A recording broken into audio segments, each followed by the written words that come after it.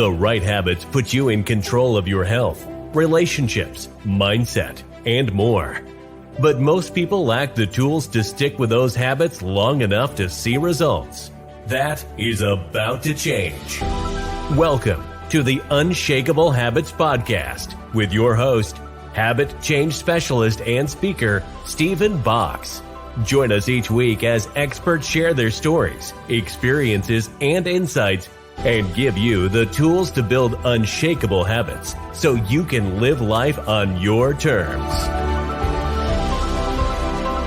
It's time to take your habits from unsustainable to unshakable. Hey everybody, welcome to another episode of the Unshakable Habits Podcast. I am your host, Stephen Box, and I am joined today by Laura Acosta. Laura, thanks for being here today. Hey everybody. Thanks so much, Stephen, for having me. So excited to share your story with everyone today. The way you summed it up is so neat. You said that you went from anorexic to obese to finally at peace. And I think that pretty much sums up what we're going to cover today. But a little more specifically, can you tell me what it is that you do? Because I know you work with a lot of women. Can you tell me, like, for the ladies out there listening today, what are they going to walk away with? Yeah, of course. So I help women in their 30s, 40s, and 50s to get off the diet roller coaster, to finally make peace with their bodies, and to rediscover their inner vitality and joy, their inner rock star, through mindful nutrition and Pilates. And, you know, that's really what your story is about. So you're not just saying that's what you help people with, that's what you experience. That's really what you went through. So they're going to get to see not just how that happens, they're going to see how you did it and how it helped to transform your life. Exactly. Awesome. So before we dive into your story, I do want to take a second to remind everyone of our Unshakable Habits framework. This is a framework that we want to view Laura's story through today because it's what's going to allow you to take her story and apply it back to your own life. The first part is always about vision. Whenever we make major changes, anytime we start to create unshakable habits in our life, it all starts with a vision. Now, visions are different than goals. Goals are about specific outcomes. And the truth is we rarely have control over a specific outcome. But what we do have control over is the behaviors, the things that we envision for our future. And that literally is what the vision is. It's about who do you want to be in the future. Once you have a vision, you understand who that person that you want to become is. You have to create skills or utilize skills that you already have. That's the second part of the framework. And then, of course, if you're going to better utilize skills or you're going to build new skills, you have to take some actions. And that is those daily repeatable actions that we take to build up those skills. That's the third part of the framework that helps us to eventually realize that vision that we've created for ourselves. So that is the framework that we will be looking at Laura's story through today. And Laura, since we are all about taking people's habits from unsustainable to unshakable, why don't we start with the unsustainable part of your story? And since you laid it out so nicely for us, we'll start with, how did you get to the point where you became anorexic? Yeah, great. Thanks so much for asking. So really, the roots of this started very early in my childhood. And I think that we're all immersed in what I'll call a diet culture and fat phobia, and all of the messaging that we get is around weight loss. And we have a multi-billion-dollar industry, right, telling us that we need to lose weight, that we're not good enough the way that we are. And so I was exposed to this at a very early age. My mother had always been very self-conscious of her body, although she was really never overweight. She thought she was. And every time she would walk by a mirror, there would be some disparaging or self-deprecating comment about her body. And so I think I internalized a lot of that. And I remember a few kind of pivotal moments in my childhood. One was a conversation that was going on between my dad and my mom, and we were all in the car, so I was just sitting in the back seat, but I heard them talking. And I'm sitting there, and I think we were having, they were talking about like the Miss America pageant or something like that. And somehow the topic came up of where my mom kind of fell on the beauty spectrum. And so I'm listening, and my dad says, "Well, you're average."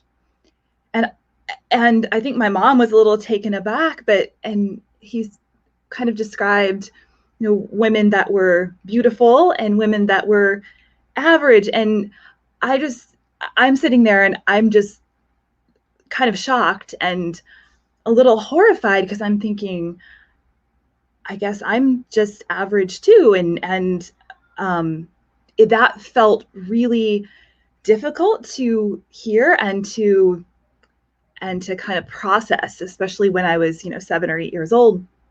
And so then going through my teenage years, I remember this vision, like Stephen was saying, there's a vision, and sometimes visions are kind of misguided, right? We might have a vision of what we think that we want for ourselves, and we end up realizing later that maybe that wasn't a good vision, but we learned something through it. So my vision when I was 12 years old was to be thin, was to make sure that no matter what, I never got fat. And so this led to me doing my first diet at age 12.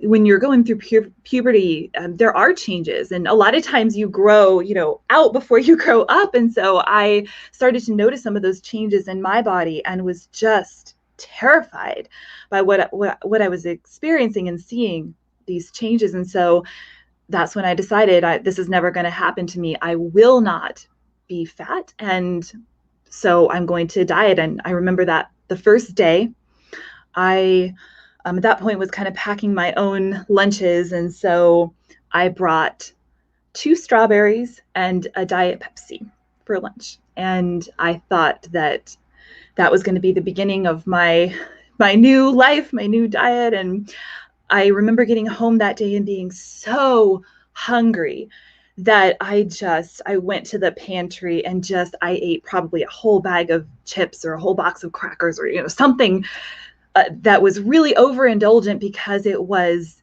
deprivation driven. It was deprivation driven overeating.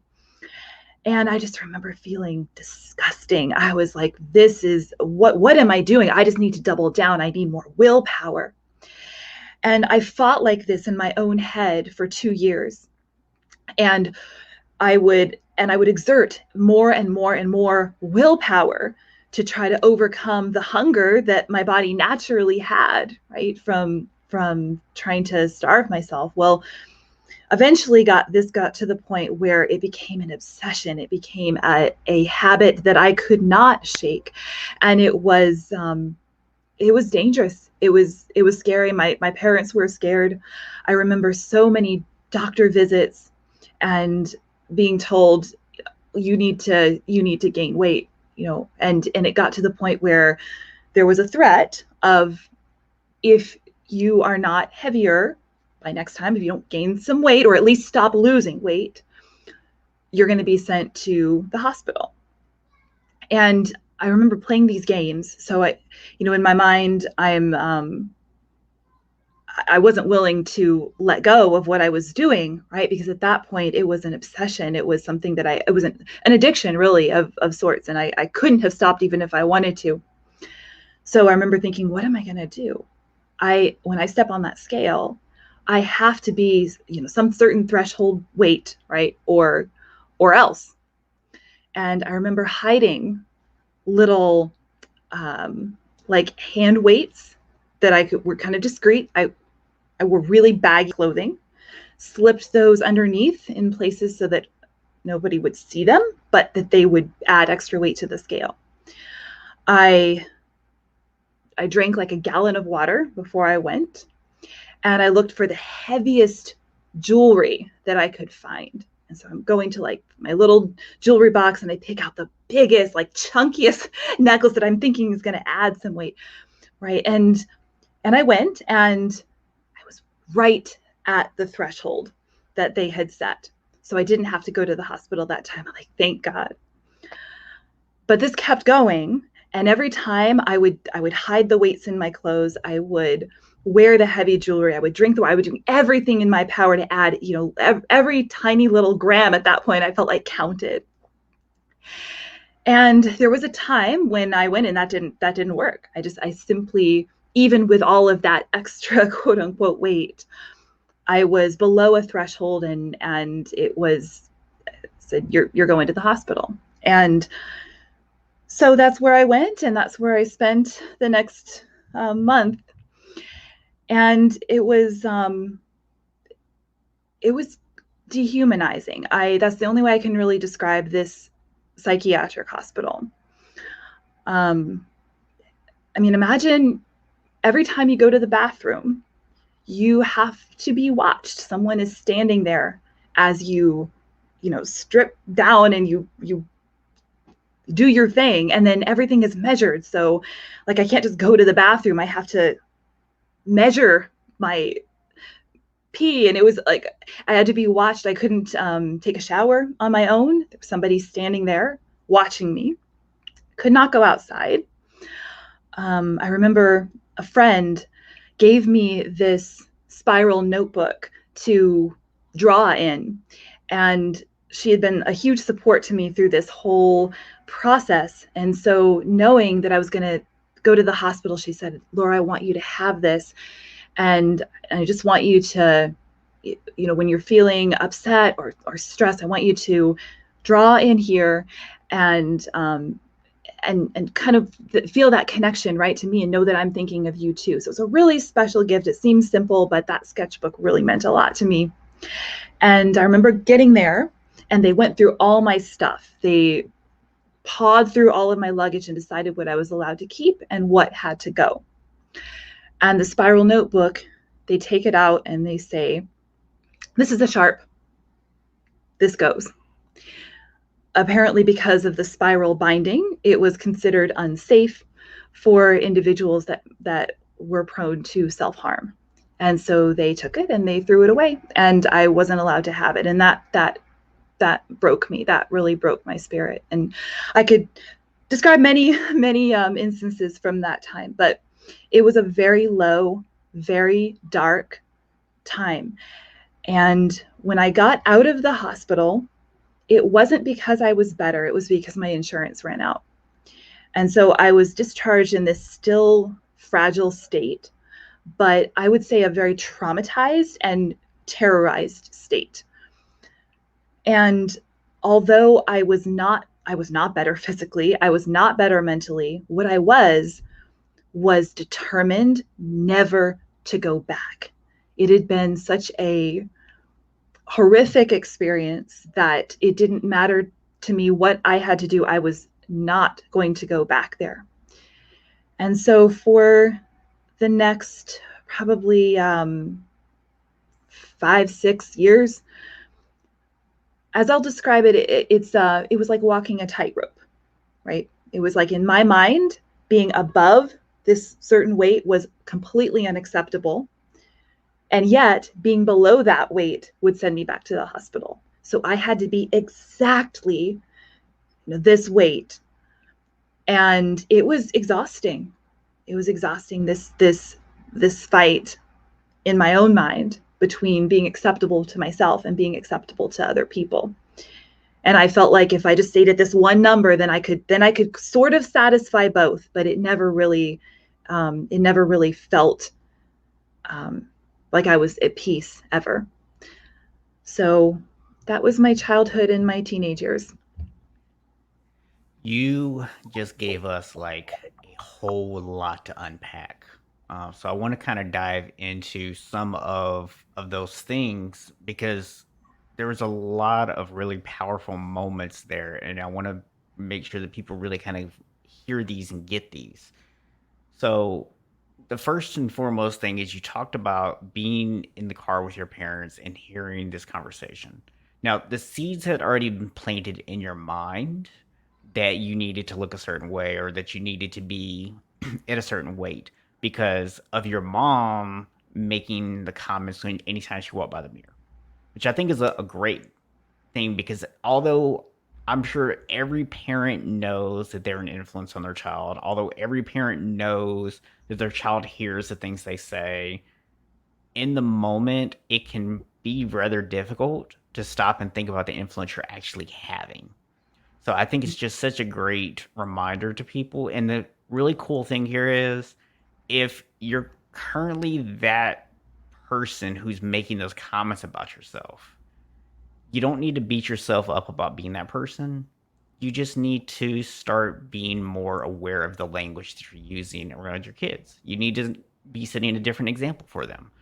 So I appreciate the fact that you're willing to share that experience because that is something that as a kid you weren't fully aware that you were doing. You're just like you heard it. This was normal behavior. You weren't processing to go, oh, I'm, projecting myself onto, my mom's comments or whatever.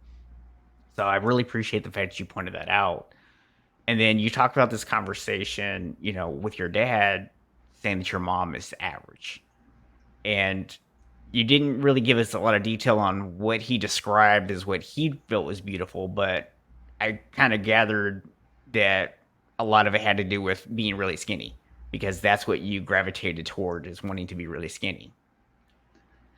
Yeah, I Then think you, that was part of it. It's kind of, a whole package, but I just remember in that moment feeling so inadequate and yeah, feeling like that was inevitable. That there was nothing that I felt that if I kept kind of going down the natural trajectory of things, that's how I was going to end up inevitably. And so I felt like I needed to do something drastic to stop that trajectory. yeah.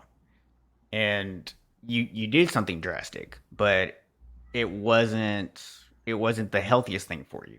Right. And I think that's another powerful message because so often, like you just said, you help women to accept their bodies. You help them to get off that diet roller coaster, and a big part of that is acknowledging that that diet roller coaster is not healthy. Yeah. And that's really where you found yourself. And to sit here and hear you talk about how you put weights in your clothes just so that you could continue the lifestyle that you wanted, but also satisfy everyone else. I think there's so much there just in terms of how often we tend to try to please other people and the extent that we will go to try to find that balance of, okay, I don't want to go to the hospital for being too underweight, but at the same time, I don't want to eat. So I'm going to try to find a way to make myself heavier by wearing the jewelry, by putting the weights in the clothes, by doing all those things that would add any little amount of weight that you could possibly add. So I just, there's so much there in terms of, I'm hoping that people will take the time here and listening to your story and reflect upon the things that they're doing, the thoughts that they've had, the ideas that were planted in their heads, maybe even early on, and starting to realize that some of those things that they've maybe carried as truths their whole life are just stories and they don't have to be real, that you can let go of them. And, for anyone who's like at this point, like, I'm so down right now because this story is so sad right now, it's going to get better. We're gonna get to the happy times. I mean, Yes. you see the smiling face over here. She's happy now. So we're gonna get to the happy parts. So make sure you stick around for the rest of the interview. Don't leave now. But I do want to just say I hope that people take that time to reflect upon those stories that they've been told or that they've told themselves and really start to question: are these stories real? Or is this really what's healthy for me? Or it's just what I've had to basically tell myself I had to do. Right. And I'll say one more thing about that, if it's okay, Sure. that I found myself during that time becoming less and less of who I knew myself to be and who I wanted to be. it's always been important to me to have integrity and to be an honest person. And I found myself becoming very deceitful, not just with the, packing the weights in the clothes, but I would lie to the doctors. They would ask me, "Are you having a period?" And I would say, "Yes." I wasn't. I didn't have a period for 15 years and I would say that I was because I thought that would that's what they wanted to hear and that it would keep me safe. Yeah. Yeah. And I think that phrase that you used is so important because not going to the hospital, not having them dig further into stuff was a safety net for you.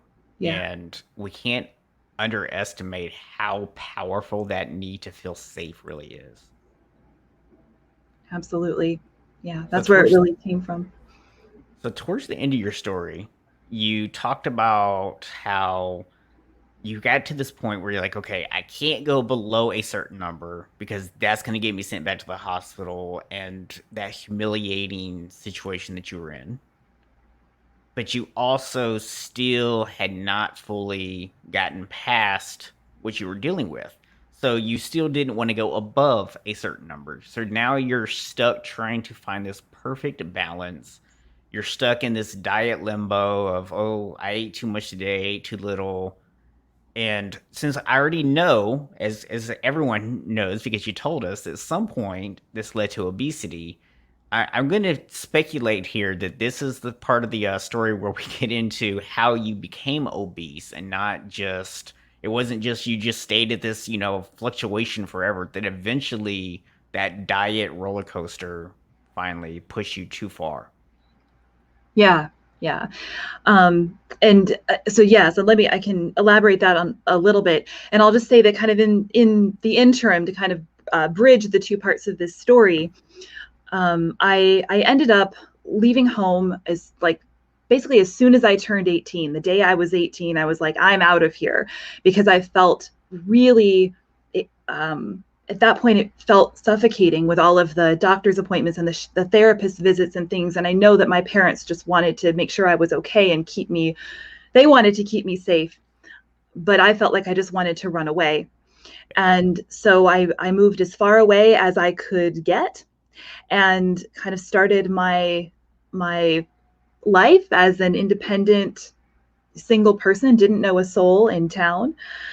And I about a year later, I started college, and I at that point had convinced myself that I was completely fine, that I was better. And I look back now, and I'm really uh, kind of embarrassed for myself, right? That I would think that, because I was fooling myself. But truly, what it was is that I was trying to find a way to legitimize the fact that I was still obsessed with my body and weight and all of this. And so I majored in nutrition to become a dietitian. And I had justified that to myself. And the way that I explained it was that I've been through this horrible experience and I want to now help others not to have to go through this, right? So I'm going to become a dietitian so that I can help people who are struggling with food and weight issues. But I wasn't better yet.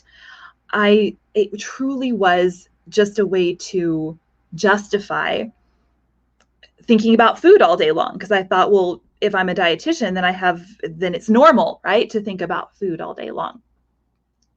And the same thing with my fitness career. I became a personal trainer, a group exercise instructor, a kickboxing instructor, a yoga and Pilates instructor, a aqua exercise instructor, like every certification that one could think of, I got it. And again, it was my thinking was I want to help people become their best selves. I want them to help them optimize their health, and specifically help women who are struggling with body insecurity. But the truth is, I was still really struggling. And so if I'm being honest with myself, having all those certifications and working jobs, where I was in the gym basically the entire day, was just that. It was an excuse to spend all day in the gym and have it look normal, right? So this went on for a number of years. And so at some point, the dieting caught up. And, it doesn't matter how long you've been in this diet cycle, at some point, your body will rebel. It will say, no, this, we can't do this anymore. And it's your body's way of trying to scream out for help. And yet we view it as this really shameful thing when we quote unquote overeat. The truth is, almost all overeating, people like to call it emotional eating, etc. Most of the time it's deprivation driven overeating. We have to look at, well, what did we eat all day? Oh, we ate hardly anything. No wonder we had a huge dinner, and now we're blaming ourselves and feeling shame about it. But the truth is, if we had taken care of ourselves the way we should have throughout the day, that likely would not have happened. And so imagine that now on a macro scale. That's what happens in a day, right? We undereat, and then we get to dinner and we're ravenous and we have this huge meal. Now imagine 15 years of chronic undereating, keeping one's body at a very low body weight, just barely enough to kind of be okay and not have somebody send you to the hospital, right? So I like to say, for every action, there's an equal and opposite reaction, right? So this is what happened. After 15 years of that, my body was done. And so I started trying to tell myself, okay, I can eat a little bit more. I was sort of ready to try and quote unquote recover as well. But when I started eating a little bit more, I couldn't stop. And again, it was this 15 years of deprivation that my body was trying to compensate for in some way. And so over about the course of a year, I gained about 80 pounds. And I remember feeling so ashamed, so embarrassed, so gross, and I look now and it's I have a different feeling about it now, but then living in a body that I felt like I didn't recognize anymore was a really hard place to be. And I remember going out one time to the grocery store and running into someone that I knew from the past that hadn't seen me in a while. And I remember looking at her and saying, hey, Shauna. And she looked at me. I first saw the look of unrecognition, like, who are you? And then I saw the look of recognition immediately followed by utter confusion. And then I saw the eyes go down and up. And I just wanted to crawl out of my own skin. It was, who are you? Oh, you're Laura. What happened? And she didn't say that, but I could see that. Her eyes, her face told me that. And that was one incident. There were many like that. People that I hadn't seen for a while, and having to go through that every time. So I stopped going out. I really became quite a recluse. I didn't want to be seen. I didn't feel safe being seen. And so that was also a really dark time, and there's some irony, I suppose, in the fact that started by me deciding that, okay, I'm going to cautiously try to get out of this diet place. I don't want to be anorexic anymore. I want to be normal. And when I started trying to practice some of that and allow myself to eat a little bit more, have the cookie, one cookie turned into 30 cookies. I literally could not stop. And so the pendulum swung from one side all the way to the other. You just pointed out something there that I think so many people who are outside of the fitness industry don't understand. Because, well, fitness/health industry. And that is that when we have we'll call it a compulsive behavior, because that's really when you talk about overeating or undereating, that's really kind of what it becomes. It's something like you've described several times that you just feel that you have absolutely zero control over. And the activities that you're doing are an attempt to gain some kind of control. But what happens is when we have a compulsive order like undereating or trying to diet, it might not necessarily be anorexic, but you do find yourself trying to control how much you eat. You're trying to constantly diet. What ends up happening is if you don't take care of the underlying issues there, if you don't handle the feelings that are causing you to be compulsive in the first place, all you're going to do is transfer the compulsion. And what you just described, I think, is probably a fear that a lot of the ladies out there listening right now have, which is if I'm dieting, if I'm doing all these things, but I'm starting to understand that this isn't really healthy, but I'm scared to start eating because if I do, I might swing the other way and I might become compulsive about overeating and then I'm going to put on all of this weight. And then it's like, what have I done? Because now I've spent all this time dieting and trying to look a certain way, and now I'm just throwing it all away and being overweight. It is kind of how they're going to possibly view that. And I think what you hit on there is so important that it's not necessarily about the fact that you went from being undereater to an overeater. It's about the fact that you never dealt with the underlying issues in between, and that's why you ended up overeating. It wasn't because you decided that you could introduce cookies into your life that you became overweight. It's because you never dealt with the underlying issues. Yeah, thank you so much for saying that, Stephen, because that is absolutely right. In my mind at that point, it was, I want to stop dieting. I don't want to always have to be thinking about what I'm eating. So I'm going to allow myself to eat a little bit more. I was looking at it on a very superficial level. It was the problem is food. So I'm going to try to fix the food problem. Yeah. That wasn't the problem.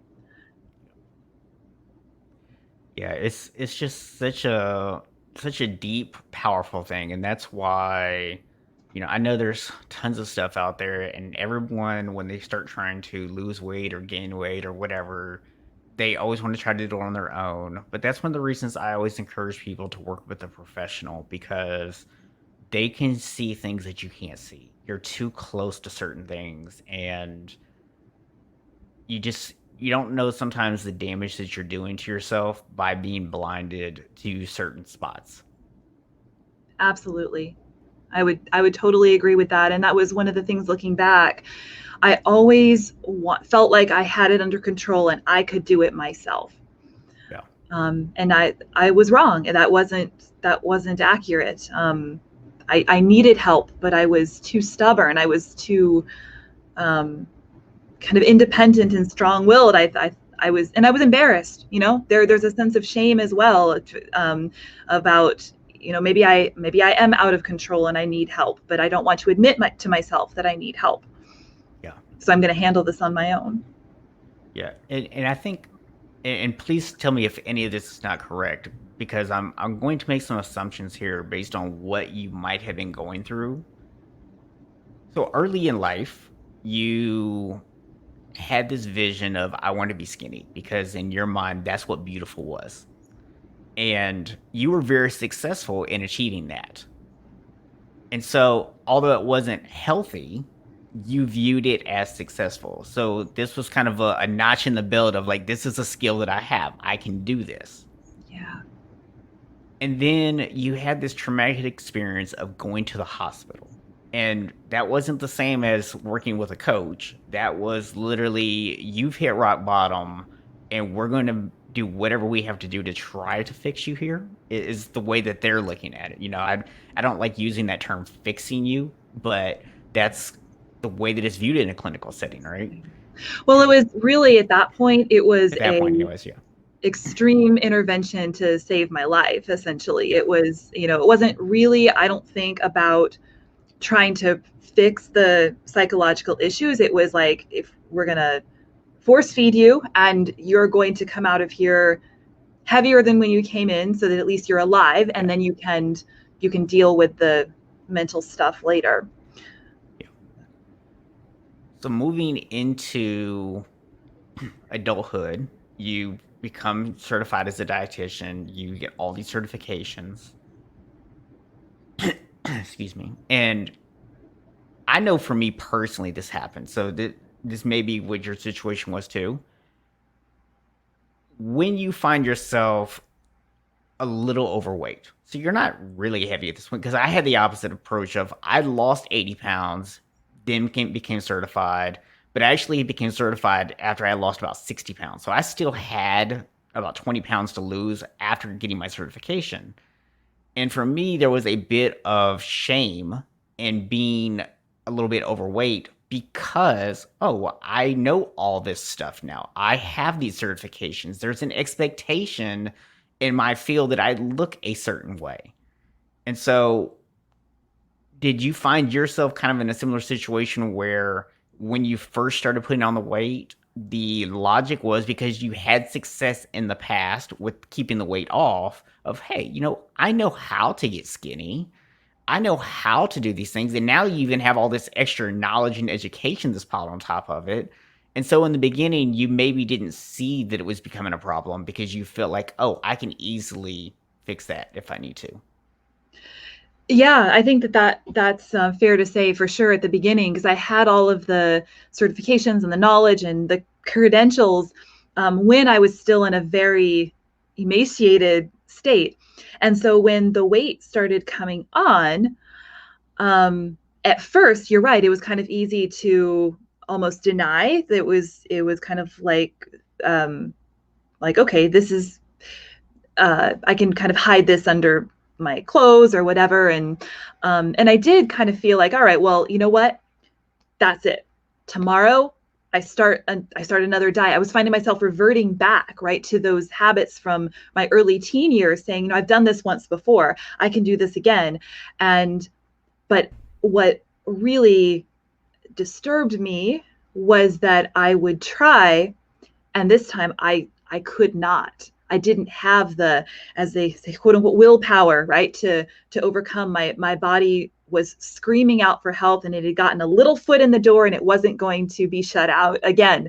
It was gonna, make its way. So yes, and then as the weight kept coming on more and more and more, I felt more of that hypocrisy of, I'm supposed to look this way. There's a certain expectation as a trainer, and yet, all of my clients are literally watching me blow up like a balloon. How do I be okay with myself? How do I even justify that I actually am a trainer? It was this very very disturbing kind of mental battle inside.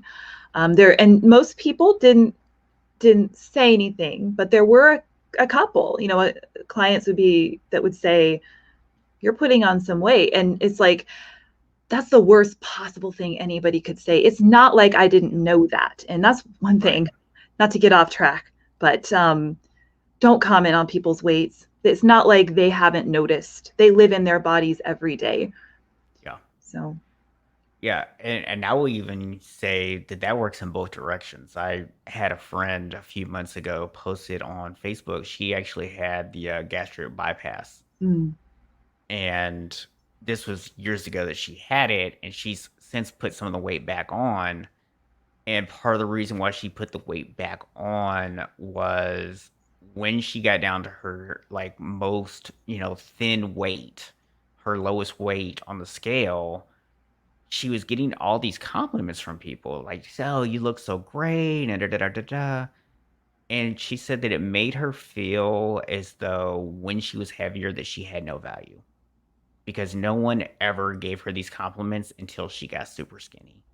And then it made her not even want to be that thin. So she actually put weight back on intentionally because she didn't want to be that thin, because she got tired of hearing people actually tell her how great she looked and giving her all these compliments just because she was skinny. She's like, skinny's not who I am. That's just my body. That has nothing to do with me. Why did you not appreciate me before? Totally agree. And we've been conditioned to think that skinny equals good and fat equals bad. There's nothing further from the truth. Absolutely. And there are people who are really sick and who lose weight and people are telling them, oh, you look amazing, you're losing weight. I mean, how awful for somebody that is going through cancer treatment or, something else where they're not even losing weight on purpose. Yeah. And to be told, oh, you look great. What an insult. So yes, Yeah. don't comment on people's weight, please. Yes. Just let it go. Let it go. Yeah. Yeah. And said if you want to comment on someone's weight, the way I personally try to do it with clients or the way I suggest people do it is don't comment on the weight itself. Like, talk to the person, and if they're telling you that they've made certain behavior changes, comment on the behavior change. Somebody says, "Oh yeah, I've been working out a lot." Oh, that's really awesome that you're, staying consistent with your workouts. Like, that's the kind of thing that you comment on, not the actual weight, because at the end of the day, our weight is not who we are. The way our body looks is not who we are as people. But when we make a conscious decision to do certain activities like exercise on a regular basis, those are the kind of things that are okay to compliment people on, because those are decisions that that person's made to do. So it's okay to compliment on that, but yeah, just avoid talking about their weight. Yeah. Yes, and we did get sidetracked there, but that's okay because that's a really important message that people need to hear. So, kind of wrapping your story up here. So, it was anorexic to obese to finally at peace. So, talk to me about, you're now obese. You said 80 pounds that you put on. Where did that vision come from that finally led to you being at peace? Mm. That's such a good question. And so for me, there were a few pivotal moments. One of them was while all this was going on, I had two kids, two boys, and I remember one time that they were about probably 2 and 5, maybe, the young kids, and we were playing. They were playing I Spy, right? So you go, I spy with my little eye something red, right? And the kid says, oh, it's that blanket or whatever. So it's a fun little game to pass the time. And so you'll describe what you're seeing. So I was looking around for something to choose, and I saw this pretty chandelier on the ceiling, and I said, I spy with my little eye something pretty. And within a second, no hesitation, they go, Mommy. And I just remember being so touched and realizing that my kids, they were not saying that to try to make me feel good. That was the first thing that came to their minds when I said something pretty. And wow, I mean, what a beautiful and humbling experience. Kids don't just say that stuff, right? And so I said, to them, I am beautiful, and that's what matters, right? I'm a mom, and so being able to start to take this identity, right? My identity had been so locked into, I'm a dietitian, a fitness trainer, the girl who's really thin and fit. And so I had an identity crisis during that time with the weight gain, because it was like, I don't know who I am anymore. The things I thought I was, the skinny, fit, thin fitness trainer image is gone. So who am I? And it was a really tough identity crisis time. But with my kids and with moments like I just described, I started replacing that old identity with a new identity that was far more meaningful and fulfilling and described who I was as a person, not just what I looked like. So my identity was, I'm a mom. I am a I'm someone who cares and who encourages. I'm someone who serves.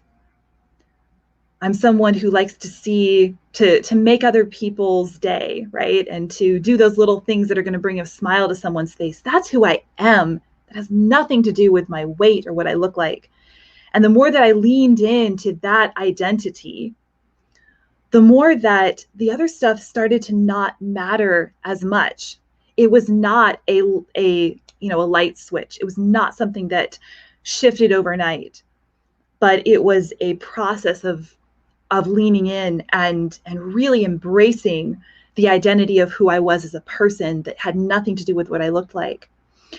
Another pivotal moment was I was at a continuing education conference for dietitians. We have to get like 75 hours every 5 years to maintain our status. And I remember hearing a speaker who spoke about nutrition, weight, the whole profession of dietetics in a way I had never heard before.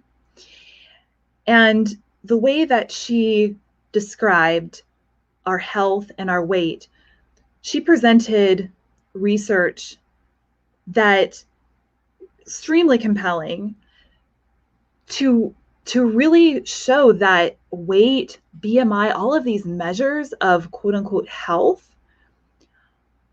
have really nothing to do with our health. And there's an association, because as somebody becomes fitter, let's say we start eating healthier, we start exercising more. Did our blood pressure go down because we lost weight or because we became more active, right? Did our blood glucose go down because we lost weight? Or is it because we started eating better, right? And exercising. And when all of that data is really kind of extracted and looked at through that lens, we realize that it wasn't the weight, it was these other habits. And someone can be at a perfectly normal weight and be very unhealthy. So that was a really impactful moment as well, because as a dietitian, we're taught that weight's really important. Going through school, that's something that is ingrained, that somebody with obesity needs to lose weight. And so looking at it through this different lens was like, weight is not nearly as important of a metric of health as we're made to believe that it is. So with that, I will say that another thing that she was speaking about, this speaker, was about this style of eating, which is intuitive, where we want to get back to how we were if we think back to our earliest memories of eating, maybe we're 2, 3, 4 years old, and we're not thinking about eating for any other reason than that we're hungry. And kids are I watch my kids, they're mommy, I'm starving. Okay, I give them food. They stop when they're full. The plate might not be clean. That's okay. They're full. And so being able to reconnect with that, and she provided a tool that I'll share because this might be helpful to some of the listeners out there, called the hunger scale.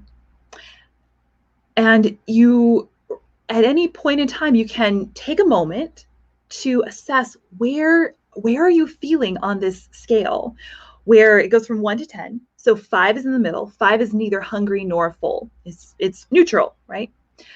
As you start to move down toward in the hunger direction, so the numbers are getting lower, a number 4 would be just like that gentle, knock, knock, knock, like, hey, you're a little hungry. Maybe in a couple hours, you might need a meal, right?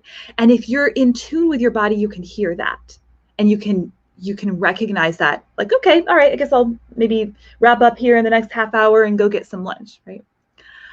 A 3 would be, good and hungry. We're not starving. Our mental capacities are not impaired because we're so hungry, right? But we're just a nice kind of good and hungry, a good time to eat. And then as we go down to a 2, it's where our thoughts start to be distracted by food. It's where we might smell food going by and we're like, okay, where's the food? And you probably can relate to this, right? If when you're really hungry and it's like your mind keeps going food, food, food, and you're distracted by thoughts of food. A one, of course, is so famished that like everything looks good, nothing looks good. I'm hungry, I'm starving, I'm weak, but I can't even find anything that I really want to eat because I'm just, it's that hungry. Going up in the other direction has kind of a parallel sequence. So being able to recognize where you are and allowing yourself, when you get to that 3, go ahead and eat, and then being able to recognize when do I get to about a 7 or so, right, where I'm good and full, I'm not stuffed, I'm not having to unbuckle my belt because I'm so uncomfortable, right, I'm just very satisfied. And so being able to kind of eat between those 2 numbers, so putting some of that into practice too with intuitive eating really helped me. And I will say that going from obesity back to where I am now, and I did lose a good amount of weight, but it felt completely different. It was not a diet.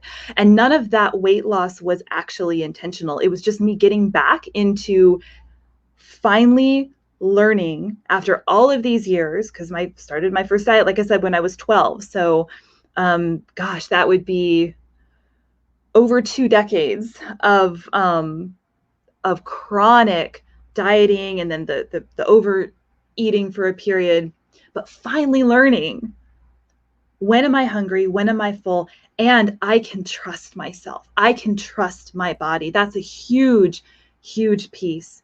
We're taught that our bodies are untrustworthy, right? We should listen to our mind when it's, we should look at the clock to determine when to eat, and we should look at portion sizes and calories to determine how much to eat. Your body's not trustworthy. That couldn't be further from the truth. Our bodies are completely trustworthy if we are in tune with them and we allow them to talk to us, right? Instead of shutting that little voice down inside that's telling you that you're hungry or that you're full. So all of the weight loss that happened between being obese and where I am now was not a diet at all. It was intuitive eating, and the weight just fell off. And so yeah, that's where I am now. I will tell you, I love what you just said because I also teach intuitive eating. I also teach people the hunger scale as myself. They're such powerful tools because what you hit on there is something that we so often miss. Most of our issues around weight and around eating, whether it's under eating, overeating, being underweight, being overweight, it all comes back to this idea that we have food rules that we put into our brain. It's I have to eat a certain time, I have to eat a certain number of meals a day, I have to eat a certain number of calories. And when we have all of those rules, we are setting ourselves up to get into that situation. I know there's probably somebody out there right now that goes, well, but I count my calories, I'm good. And you know what? For some people, it works. So I'm not completely knocking and saying that nobody can do it. But I will say that in my experience of having, been doing this for over a decade myself and having gone through the experience myself, is that unless you are an elite level athlete who gets paid to have your body be in a certain physical condition, you probably don't need the food rules. You can get by just by listening to your body. Yeah. And it's a much more freeing experience to be free of food rules is amazing. I mean, you start to realize a quality of life that you didn't have before and you didn't even know you were missing it. Yeah. And it feels like this great liberation. Yeah. So one thing I wanted to quickly kind of point out here is, when we talk about the framework, we talk about vision, we talk about skills, and then we talk about the actions to build those skills up.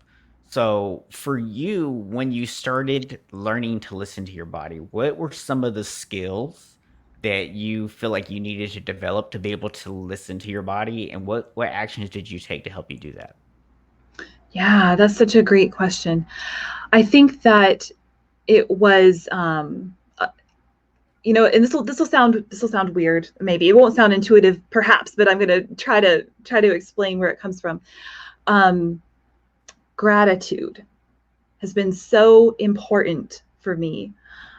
Waking up every morning and thanking God for the body that I have, and just feeling immense gratefulness for my health, for all that my body allows me to do, for my family, for my home, for all of the things that I'm blessed with. And that gratitude is a really powerful place to start from. And doing that, I have found, and it's a non-negotiable. Every morning I wake up, and it's not even like I have to force myself to do it. I wake up and I feel so full of joy and gratitude that that's just the natural thing to do.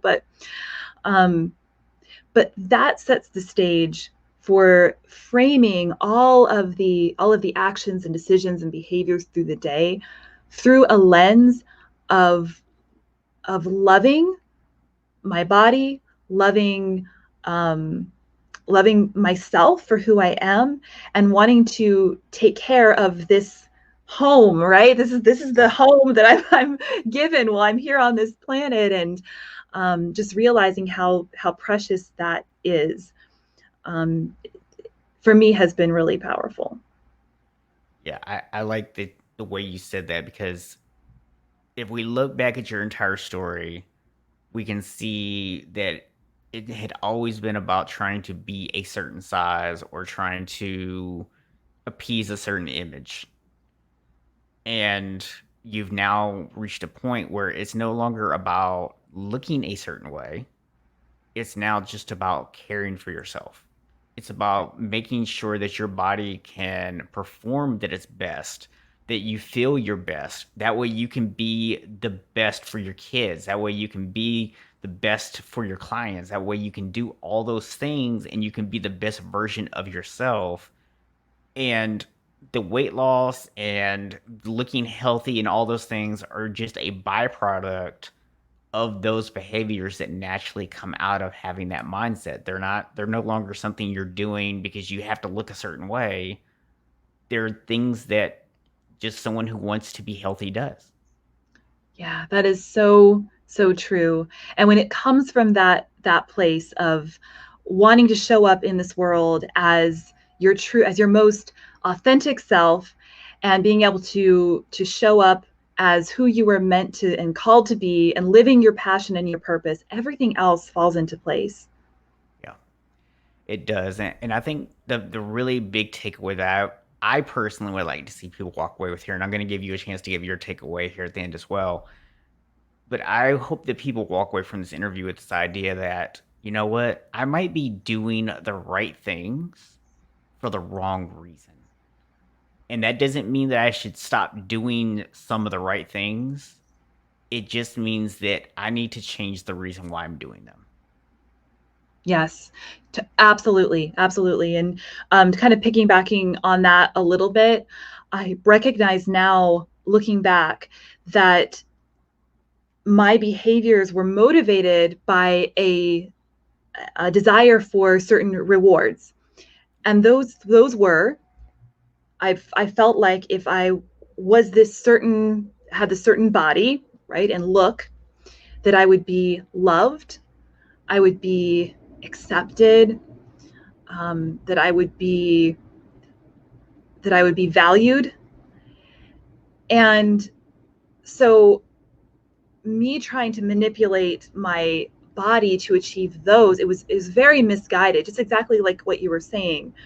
um, Changing your eating habits, getting more active, are not bad things to do at all, but sometimes they can be motivated by the wrong reasons. So taking a moment to unpack a little bit and say, what are the real rewards underneath? Because for me, it was, I want this perfect body.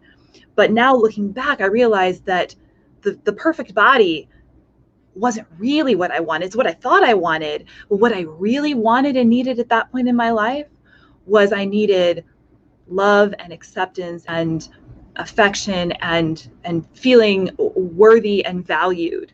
that's why I was trying to do that. I didn't recognize it at the time. But if people can take a moment and really unpack for themselves, why am I doing this? Yes, it might be to achieve an aesthetic goal, but what's going to change in my life as a result of that? When I get this look, or when I achieve this weight, or whatever, what am I thinking is going to change? What's the deeper reward that I'm seeking? Absolutely. I mean, you just summed it up so perfectly. So before we wrap up here, if someone would like to work with you, what is the best way for them to reach out to you? Yeah, great. So I would say if you find me on Instagram, my Instagram handle is at Briolates. And I'll speak in a moment just briefly about kind of why and where that comes from. But that's probably the best way to connect. Just please feel free to send me a DM. Those are always open and we can connect. I have often challenges going on, short-term challenges, and then longer-term programs for women that want to work more closely on a longer-term schedule. So if it's okay, can I just tell them where Briolates comes from? Yeah, because I mean that's part of your story we didn't really get to, but I know that that was a big part of you finally kind of finding that balance between how are you active but not focused on just like looking a certain way or losing weight or whatever. Yes, yes, exactly.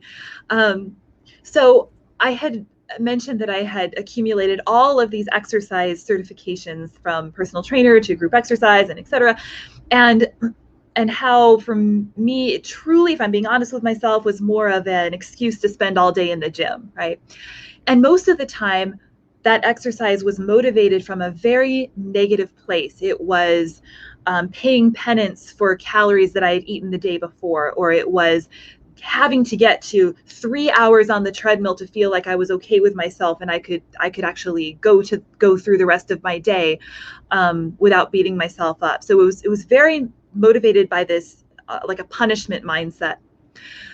But there was one type of exercise that when I did it, I didn't feel that way. It was the strangest thing. It was just, it was almost like this bit of escapism where for that time, I was not confined and chained by this inner battle in my head. And that was Pilates. And it was this beautiful integration of mind, body, and spirit. And it was not woo woo. We're talking about something that builds crazy core strength and truly moves the needle in terms of health and aesthetics, but without that inner turmoil of needing to feel like I'm doing it to look a certain way or to burn calories or whatever. So it was a very freeing experience as well. So when I started to come out of all of this and learn the intuitive eating and find a new identity and who I really was and my real purpose and passion and reason why I'm on this planet, right? And trying to live that out. And thinking about what's the best way that I can help other women. And certainly in addition to all of the mindful and intuitive eating tools that I can teach and work with women on, Pilates was a really important part of my journey as well.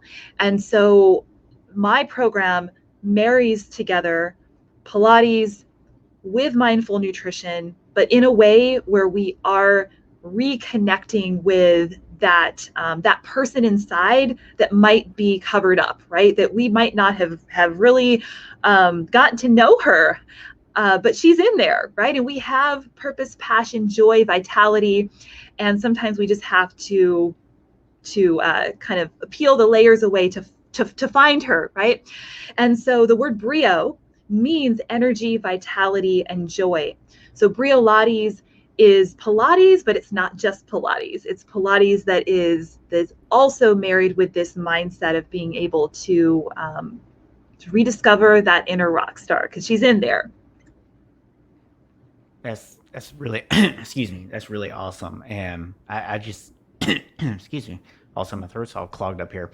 I love the fact that you're just able to pull out that one thing and say, you know what, this was some this was the one thing that made me feel good, and I want to share that with other people. So, closing thought: if someone's walking away from this with just one single thing? I know that might be hard for everything that we've gone through today.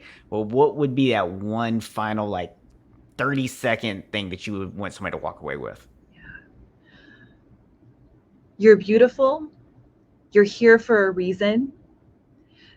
You're on this planet to fulfill a purpose. And a lot of times that gets clouded. We live in a diet culture where there's a multi-billion-dollar industry trying to tell us that we are not enough how we are. And then it just makes me so sad to think about the number of people who are not out there living their passion every day because they're afraid of being in their own skin. They feel like they're not enough, and they have to fix themselves first before they are acceptable to the world. And that it makes me angry, it makes me sad. We need to change the narrative. You're enough. You're beautiful and valued and worthy just the way you are. Great message. Thank you so much for that. Thank you again, Laura, for coming on today, being willing to open up and share your very personal, very, difficult story. And I know that people are going to get a lot of value out of hearing it. So thank you again so much for coming on and sharing that and sharing your expertise and your knowledge with us today. Thank you so much, Stephen. It's been a pleasure. So happy to be here. And I do just want to remind everyone that we will be having another episode next Tuesday, so make sure that you tune back in. You can find us on YouTube at unshakablehabits.com/YouTube or anywhere on your favorite podcast apps. Thanks for listening to the Unshakable Habits Podcast.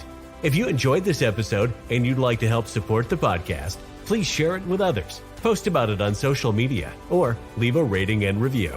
To catch all the latest, please subscribe at unshakablehabits.com/YouTube or on your favorite podcast app. You can learn more about Unshakable Habits at unshakablehabits.com. Until next week, be unshakable, my friends.